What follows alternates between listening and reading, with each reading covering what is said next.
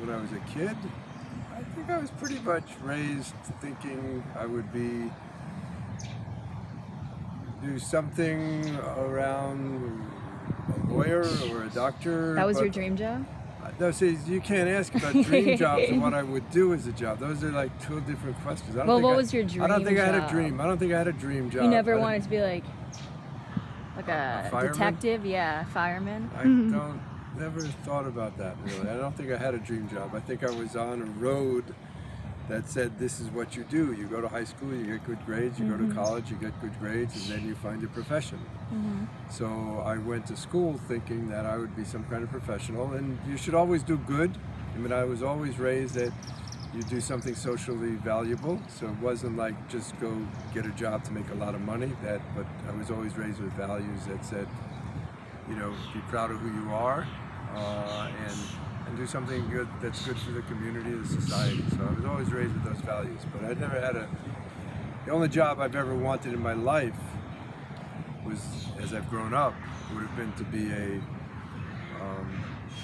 bartender on Amtrak. I think it's a great way to listen to stories of people going across the country. Totally. That's the only job that's ever excited me. The rest of my life has been about my work and my passions. Because when you say job, you're saying, how am I going to get paid for something? That's always been less important to me.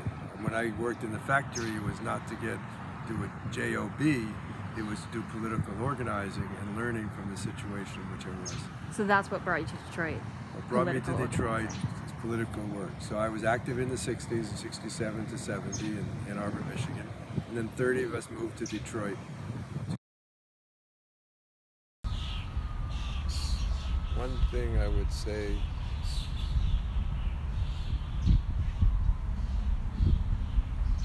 I would encourage people to come to Detroit, learn the history of how we got to the moment we live in, and see how people in the community and in the different neighborhoods are creating food security, are creating new artists and art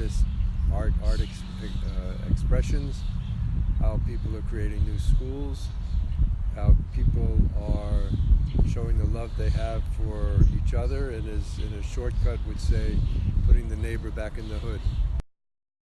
I think my future for Detroit is to work with people who are creating the future, and that it's that relationship that will create a vision that folks are committed to, that's based on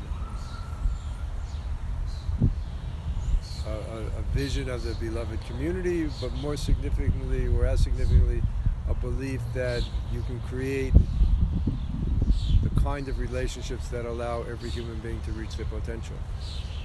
So the vision is about individuals reaching their potential and creating a new kind of community that has heretofore not existed. I think as outsiders, the best advice I like to give is that you will learn more from the people you're working with than you have anything to say, and that you will learn about yourself if you're really, really open. And that's really what the journey is about, how you yourself change in the process of relating to people who are working every day to both sustain themselves, survive, and create a future that they're proud of for their children. Or as Myrtle Thompson Curtis says, it's not enough to say, how do we create jobs for people who are returning citizens? How do we create community so that you don't create, how do you have a community that doesn't create returning citizens? And that's why Peace Zones for Life, liberated zones, liberated territories are the essence of creating a new kind of freedom. And we're talking about a new kind of freedom of creating the future. Thank you so much. You're welcome. Okay, thank you.